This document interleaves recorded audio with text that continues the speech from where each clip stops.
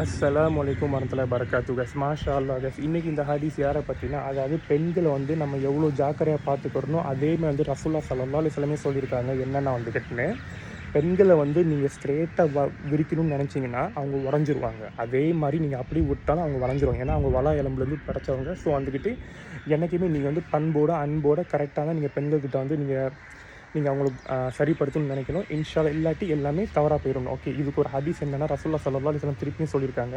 அவங்க வந்து ஒரு தடவை வந்து இஸ்ரா மேராஜ் போகும்போது சஹாபாக்கிட்டலாம் சொல்கிறாங்க, நான் வந்து ரொம்ப கவலையாக இருக்கேன். ஏன்னா அதிகமான பெண்களை நரகத்தில் பார்த்தேன். அப்போ சஹாபாலாம் ஆச்சரியப்பட்டாங்க, என்ன ரசூலுல்லாஹ் சொல்கிறீங்க, அதிகமான பெண்களை பார்த்தீங்கன்னா நரகத்தில்? ஆமாம், என்ன காரணம்னு கேட்டாங்க. அப்போ தான் அவங்க சொன்னாங்களா, வந்துக்கிட்டு இவங்கெல்லாம் வந்து கணவன் பேச்சை வந்து மீறுறவங்களாம். அதே மாதிரி வந்துக்கிட்டு இவங்கெல்லாம் அதிகமான சாபங்கள் விடுறவங்க. அதே மாதிரி வந்து இவங்க எல்லாமே வந்துக்கிட்டு தனக்கு தானே முடிவெடுத்துட்டு அவங்க வாழ்க்கையை வந்து செஞ்சவங்கன்னு. ஸோ அப்போ சஹாபாலாம் ரொம்ப கவலைப்பட்டாங்க. என்ன காரணம்? நான் இது வந்துக்கிட்டு இது வந்து ரொம்ப ரியாலிட்டி